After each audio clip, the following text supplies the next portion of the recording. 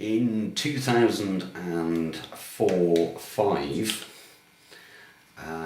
the Supertool 200 was retired and replaced with the Leatherman Core.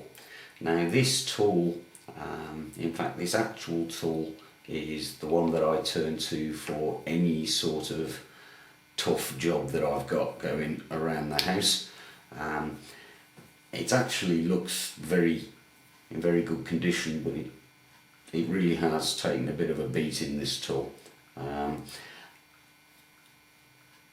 You've essentially got the same tool selection as with its predecessors, but there's a lot more modern thinking gone into this.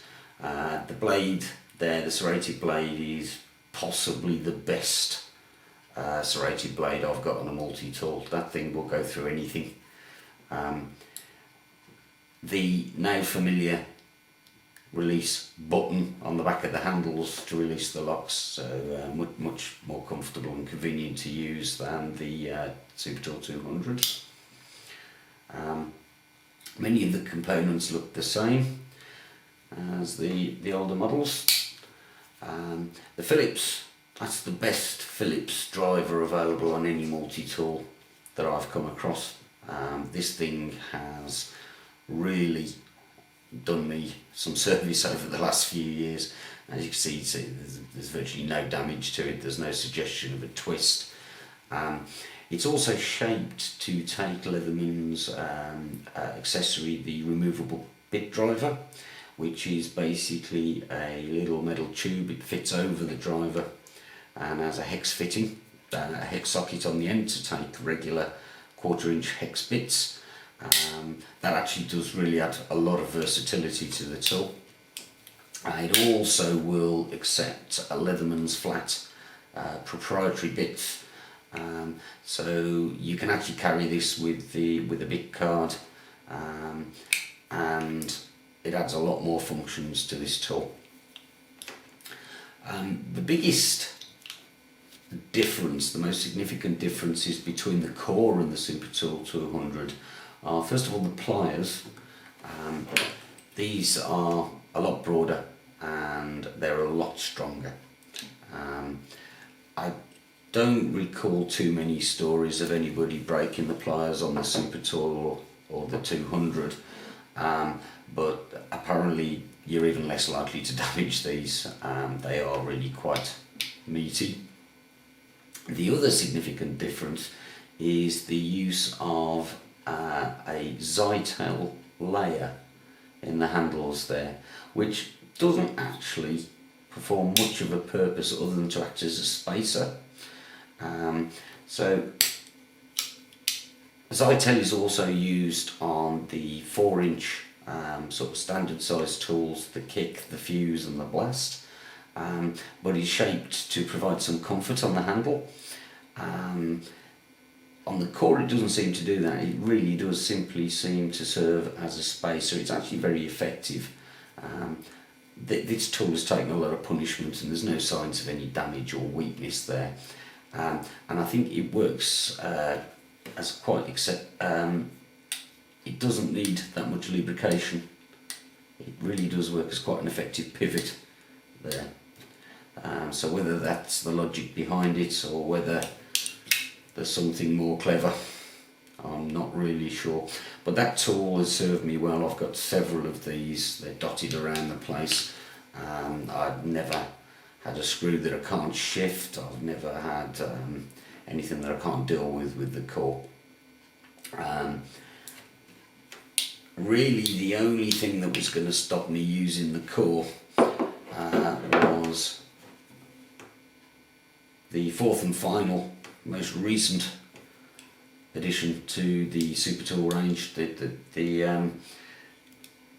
Supertool 300, which really draws on, physically it sort of goes back to the traditional styling of the Supertool. Really, I think you know, at first glance that resembles the Supertool more than the 200, certainly more than the Core. So there's an element of going back to the traditional design with it, but it does incorporate a number of really well thought out features.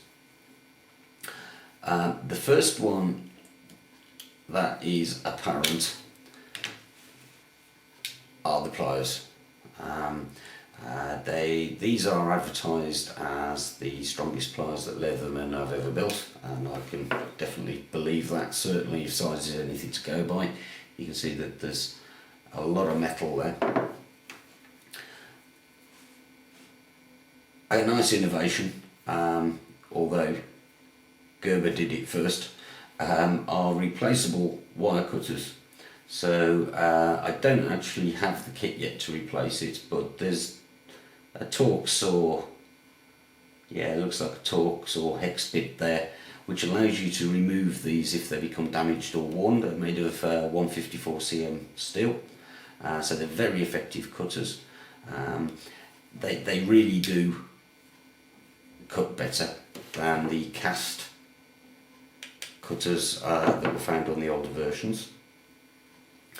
Other innovations on the Supertool are, it's just worth mentioning, they've retained the button style lock that was on the core, and the internal tools are exactly the same, with one exception.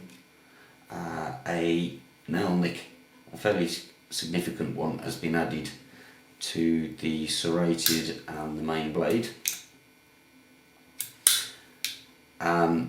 The recess here, in conjunction with the nail nick, is to allow you to open the tool wearing gloves. So that is something that would definitely appeal to a professional user. Like the core, the blades inside, rather than just being shaped pieces of metal like the original Supertool blades, are actually hollow ground, which makes them more effective screwdrivers. And again, like the core, these are available. They're supplied in standard, professional, common sizes. So there's a good chance that if you got to shift a screw in a sort of factory environment, that you're going to have the right size driver for the job in amongst these.